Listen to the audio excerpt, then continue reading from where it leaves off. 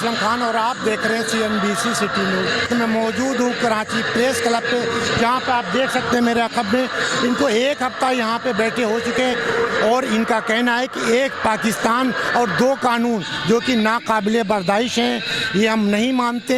और मेरे साथ डॉक्टर रिजवान साहब मौजूद हैं। आइए पूछता हूँ कि वो उन्हें एक हफ्ता हो चुका और वो क्या कहेंगे और कौन लोग उनसे आज तक मिलने आए या नहीं। रिजवान साहब ये बताएं, आपको कितने दिन यहाँ पे बैठे हो चुके हैं? हम पिछले 7 दिन से यहाँ पे बैठे हुए हैं। आज 8वां दिन है। हमें रात भी यहीं पे गुजारते हैं, दिन रात हम यहीं पे रहते हैं। तो आप क्या चाहते हैं, क्या मुतालबे क्या आपके? हमारा कोई बड़ा मुतालबा नहीं है। हम सारे वेटनरी डॉक्टर्स हैं और पूरे सिंध के ओवरऑल मुख्तलिफ डिस्ट्रिक्ट से कश्मीर, कंदकोट, घोटकी, सखर, कराची, मीरपुर खास, उमरकोट, टंडो मोहम्मद खान, ये पूरे अजला से हम टोटल डॉक्टर्स यहाँ पे आए हुए हैं। अच्छा, हम टोटल 83 डॉक्टर्स हैं जिन्होंने कमीशन क्लियर किया था वेटनरी ऑफिसर की पोस्ट के लिए। और हमारा कमीशन का जो रिकमेंडेशन लेटर है वो मार्च में हमारे सेक्रेटरी लाइफ स्टॉक को मौसूल हुआ था। मार्च से लेके अभी तक 7 माह गुजर चुके हैं बिला किसी जवाज़ के। उन्होंने हमारे ऑफ़र ऑर्डर रोके हुए हैं और अभी तक ऑफ़र ऑर्डर नहीं मिल रहे। तो आपके ही क्यों रोके हुए हैं? पाकिस्तान में हज़ारों डॉक्टर हैं जो कि गवर्नमेंट मुलाजिम हैं, तो आपके ही क्यों रोके? ऐसी आपके अंदर क्या चीज़ है, कोई कमज़ोरी है, क्या है, क्यों रोके? नहीं, किसी किस्म की कोई कमज़ोरी नहीं है, बस एक मिसकंसेप्शन है सेक्रेटरी साहब को। आपको पता होगा कि हाई कोर्ट सिंध ने कुछ दिन पहले जो है वो सिंध पब्लिक सर्विस कमीशन को बंद कर दिया था। वो कोई केस था 2018 का वुमेन मेडिकल ऑफिसर और कंबाइंड कॉम्पिटिटिव एग्ज़ाम का। वुमेन मेडिकल ऑफिसर और कंबाइंड कॉम्पिटिटिव एग्ज़ाम वालों ने, वो वुमेन मेडिकल ऑफिसर्स ने पिटीशन दाखिल की थी।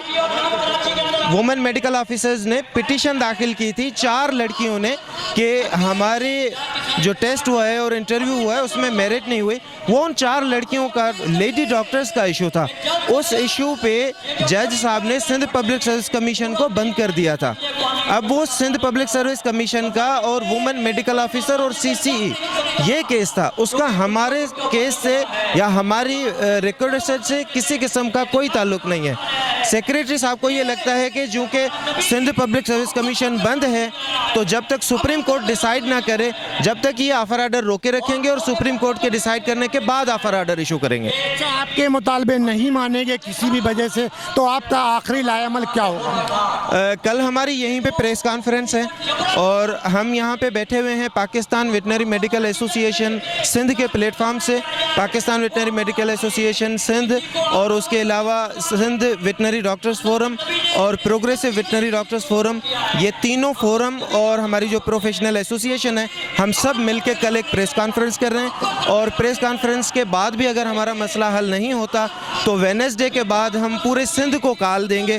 अभी सिर्फ 83 डॉक्टर्स का मसला है, लेकिन फिर हमारी एसोसिएशन और हमारे फोरम्स जो हैं वो पूरे सिंध के डॉक्टर्स को कॉल देंगे और पूरे सिंध के डॉक्टर्स यहाँ पे जमा होकर हम एक डेमो करेंगे।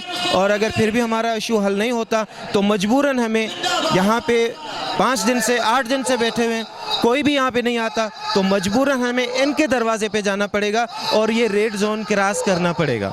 यानी सिंध असम्बली और गवर्नर हाउस का इरादा है आखिरी आपका कि आप घेराव करेंगे? एग्जैक्टली, सिंध असम्बली जाना पड़ेगा। हम कोई आम बंदे नहीं हैं। हमारे यहाँ MPhil स्कॉलर रोड पे सोए हुए हैं। हम PhD स्कॉलर हैं। मैं खुद PhD स्कॉलर हूँ। मेरी PhD चल रही है एनिमल फिजियोलॉजी में। मैंने कमीशन क्लियर किया है। मैं किसी को मिन्नत नहीं कर रहा कि मुझे नौकरी दे दें। मैं अपनी मेहनत से पढ़ा हूँ, मैंने कमीशन क्लियर की है, मैं PhD स्कॉलर हूँ। उसके बाद भी यहाँ पे 6 दिन हो गए, 7वां दिन गुजर रहा है, मैं रोड पे सो रहा हूँ। अगर इस मुआशरे का PhD स्कॉलर, अगर PhD साइंटिस्ट रोड पे सो रहा है और ना किसी वज़ीर के कान पे जूं रेंगती है, ना किसी एडमिनिस्ट्रेटर को ये एहसास होता है कि हमारे साइंटिस्ट रोडों पे सो रहे हैं, तो हमारी मजबूरी होगी कि हम CM साहब के पास, चीफ सेक्रेटरी के पास, उन्हीं के दरवाजे पे जाके फिर उनसे जाके पूछें कि हमारा कसूर क्या है। हम यहाँ पे पढ़े हैं, हमने मेहनत की है, ये हमारा कसूर है। मेहनत करके हमने कमीशन क्लियर की है, ये हमारा कसूर है।